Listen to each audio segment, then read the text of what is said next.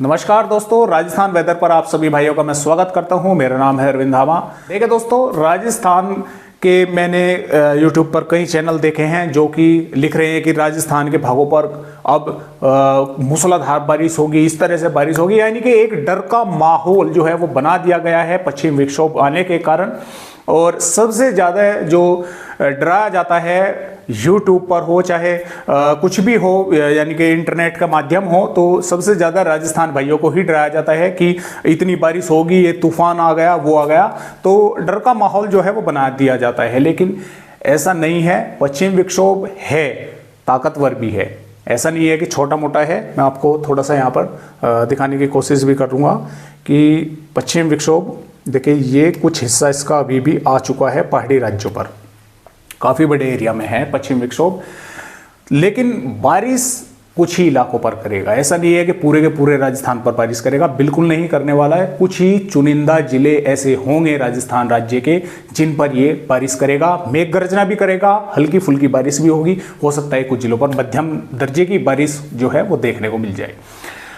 देखिए तो सर्कुलेशन बनेगा राजस्थान के उत्तरी भागों पर, अभी नहीं बना हुआ है। 22 जनवरी की शाम के समय ये बनेगा। इसका जो असर आपको दिखेगा वो 22 जनवरी की दोपहर के बाद जो है वो देखने को मिलेगा। बादल जो है वे राजस्थान के भागों पर पहुंचने शुरू हो जाएंगे और ये सर्कुलेशन रात्रि के समय 22 जनवरी की रात्रि के समय पूर्वी राजस्थान के भागों पर जो है पहुंच जाएगा, यहाँ से आगे की तरफ। इधर बंगाल की खाड़ी का भी मॉइस्चर जो है इस एंटी सर्कुलेशन के कारण इस तरह से पहुंचेगा यहाँ पर, और इस सर्कुलेशन के कारण भी इस तरह से पहुंचेगा।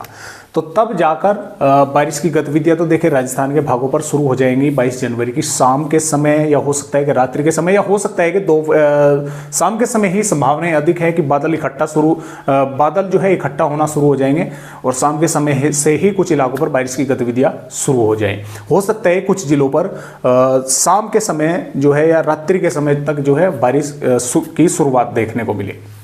तो इस तरह से फिलहाल मौसमी सिस्टम है, इसका असर राजस्थान के भागों पर 22 जनवरी की रात्रि के समय या 23 जनवरी की सुबह के समय जो है वो देखने को मिल सकता है।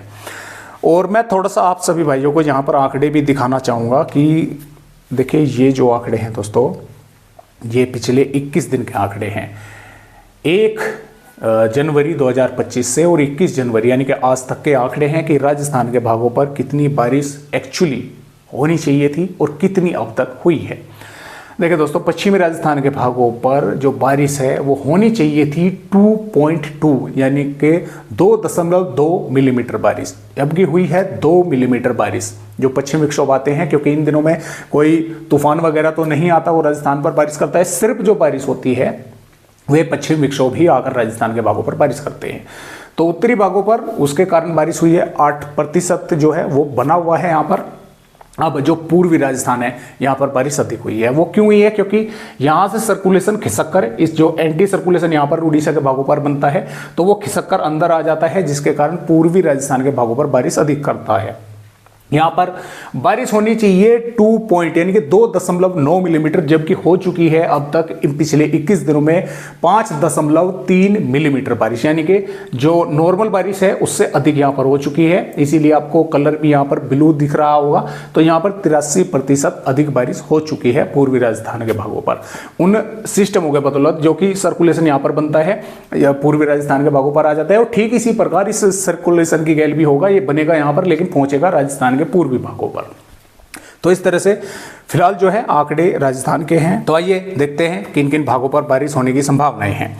तो जैसा कि आप देख पा रहे हैं, तो देखिए जैसा कि मैंने आपको बताया कि 22 जनवरी की शाम के समय यानी कि 2-3 बजे के बाद जो है बादल राजस्थान के भागों पर पहुंचने शुरू हो जाएंगे।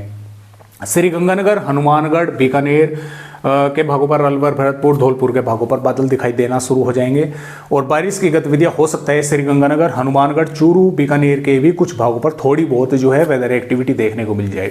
ज़्यादा जो संभावनाएं हैं वो अलवर, भरतपुर, धौलपुर और झुंझुनू, सीकर के आसपास के भागों पर है। इन इलाकों पर क्योंकि यहाँ पर सर्कुलेशन पहुंचेगा और यहाँ पर ही बंगाल की खाड़ी का मॉइस्चर पहुंचेगा इस एंटी सर्कुलेशन के बदौलत। तो इन भागों पर मेघ गर्जना भी होगी, 2 तरह की हवाएं आपस में टकराएंगी। एक तो बंगाल की खाड़ी के ऊपर से जो है यहाँ पर सर्कुलेट करेगा उन हवाओं को जो ऊपर से आएंगी। तो मेघ गर्जना भी होगी, हल्की बारिश भी होगी, कुछ स्थानों पर हल्की से मध्यम मेघ गर्जना के साथ जो है बारिश देखने को मिलेगी, लेकिन ज्यादा जो संभावनाएं रहेंगी अलवर, भरतपुर, धौलपुर, सीकर, झुंझुनू के आसपास के भागों पर ही रहेगी। श्रीगंगानगर, हनुमानगढ़ और बीकानेर के भागों पर संभावनाएं थोड़ी कम रहेंगी। बादल जैसलमेर, जोधपुर, नागौर के आसपास के भागों पर भी दिखाई देंगे। हो सकता है कि दक्षिणी भागों पर भी, उदयपुर, डूंगरपुर, चित्तौड़गढ़, प्रतापगढ़ के भागों पर भी दिखाई दी जाए, लेकिन वहां पर बारिश की संभावनाएं ना होने के बराबर रहेगी। सिर्फ इन ही भागों पर यहां पर बारिश होने की संभावनाएं बनेगी।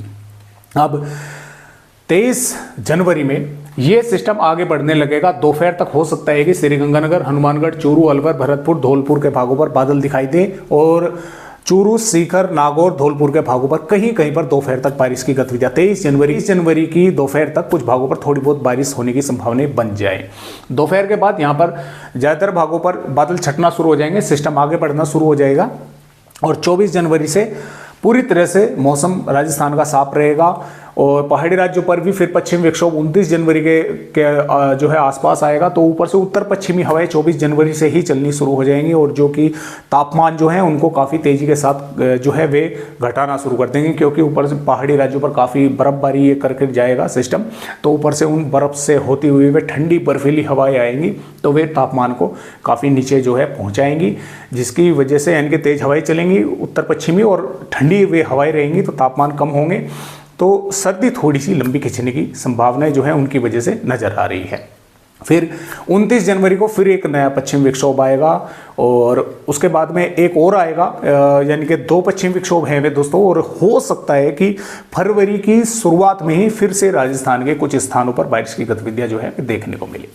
तो जैसा भी होगा मैं आप सभी को अपडेट देता रहूंगा। फिलहाल आज की इस वीडियो में बस इतनी ही जानकारी। एक नए अपडेट के साथ राजस्थान भाइयों से फिर मिलता हूं, तब तक के लिए सभी दोस्तों को मेरा नमस्कार।